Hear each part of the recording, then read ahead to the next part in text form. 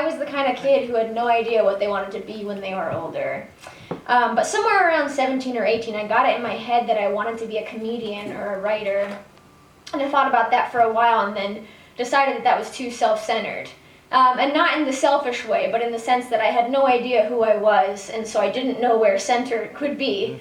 And instead of trying to do the work of figuring that out, I decided I would just put myself in service of the world, and I would instead try to make the world a better place. So that's how I ended up in grad school for public policy, where I thought I would get a job improving this country.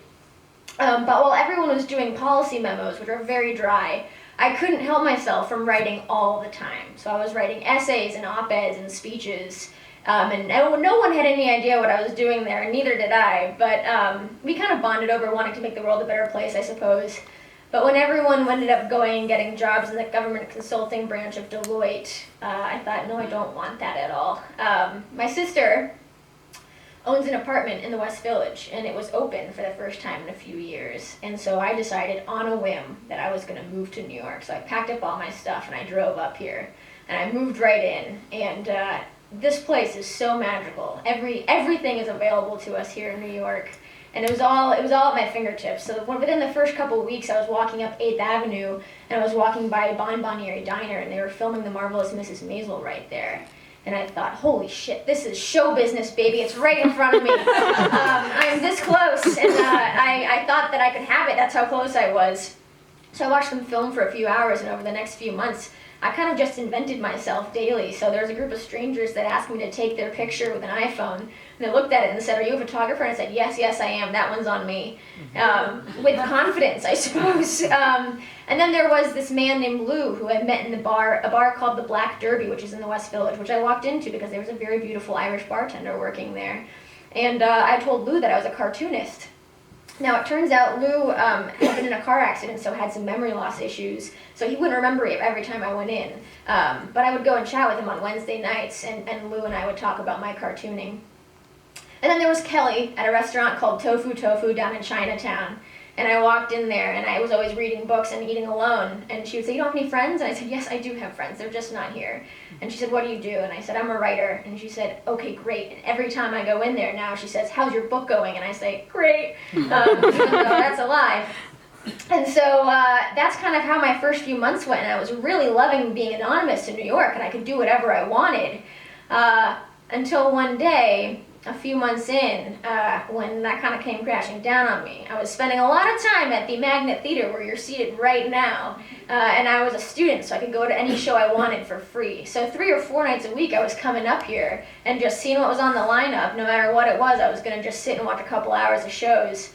And one night, I'm sitting in the audience, and I realized that I've stumbled into a sex-themed burlesque show, which you may be able to tell by now is my worst nightmare. And the host gets on stage and says, are you all ready to get sexy? And I say, no. And I wonder if it's too late to leave, but there's only 7 people in the audience that Tuesday night, so no, I cannot leave my seat. And so I commit myself to joining this sex-themed burlesque show for the night. And the sexy parts went by fine until she said, we're going to do an intimacy exercise in which you are all going to make eye contact with a stranger for 90 seconds. Again, my worst nightmare. But I think I'm moving to New York. I didn't move to New York so that I could cop out on the things that I need to do to make myself grow. So I sat there and I found a stranger and I made eye contact with her. And about 45 seconds in, I'm starting to cry. Because I realized that I'm very, very lonely. And I had been for the last couple months that I was living in New York, walking around by myself. Luckily, she didn't see too much of the tearage. But when I left, I thought, my God, where am I going to go from here? Lou wouldn't remember who I was, so I went to go see Kelly down at Tofu Tofu.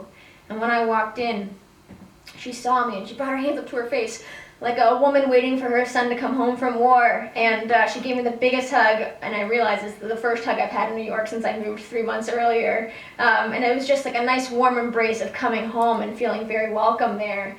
And I enjoy my meal, but I think, God, I've been lying to Kelly too. Kelly has no idea who I am. I told her I'm a writer, which is a lie.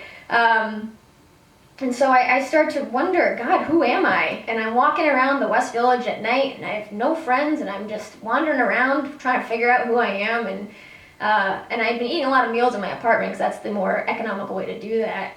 And I walked by this restaurant and there's these adorable patio tables and adorable patio lights. And we white women, we love patio lights. And I think I'm gonna order an $18 cacio e pepe and sit at that table and enjoy myself. So I go around to the front of the restaurant and I go to the hostess and I say, "Hello, I'd like to sit at one of your back tables." And she goes, "How many in your party?" And I say, "Just me." She gives me the up down and goes, "I'm sorry, we're full." And I think, really, because one is the smallest number I could have given you, so I don't know what you were waiting for. So I leave this very fancy and pretentious restaurant behind, and 2 doors down, there I am coming across Bon Bonieri Diner, where they were filming Marvelous Mrs. Maisel just a few months before. There's a news clipping in the window. Molly Shannon's favorite restaurant in New York. And she's a comedian, so if that's good enough for her, it's good enough for me. And there's a neon little piece of paper that says $8 spaghetti and meatballs, and I think, that's it, that's for me. So I go in there, and it smells a little bit. It's very empty, except for one person who's sitting at a table with newspapers sprawled in front of him. So I just sit in the window seat, and I order my spaghetti and meatballs, and a brusque waiter brings it back over to me, and here he comes with this giant bowl of spaghetti and meatballs, and it is steaming up at me, and I cut into a meatball, and I take a bite, and it tastes so terrible. It is the worst thing I've ever eaten in my entire life. It tastes like cafeteria meatloaf mixed with sawdust, and it smells like cat food. It is truly dreadful. And I'm sitting there, and it's one of those moments in New York where you could really just burst into sobbing at that time, because it's the straw that breaks the camel's back. And of course, I'd kind of wanted to start sobbing since I teared up a few weeks earlier, but I didn't, and I burst out laughing instead. And I thought, God, I don't know who I am yet, but I know there's going to be a lot of bad meatballs along the way. It's been about a year since that meatball. And I officially call myself a writer, and not because of, but is helped by the fact that I have a book deal, and I'm working on a book of personal essays, which is about 40,000 words of me being self-centered and telling people who I am. And, I've made a lot of eye contact with people, and some of it's made me cry, and most of it's made me smile, and there have been people who have come and gone, and the meatballs are just the stories I get to share with the ones who have stayed. Thank you. Woo!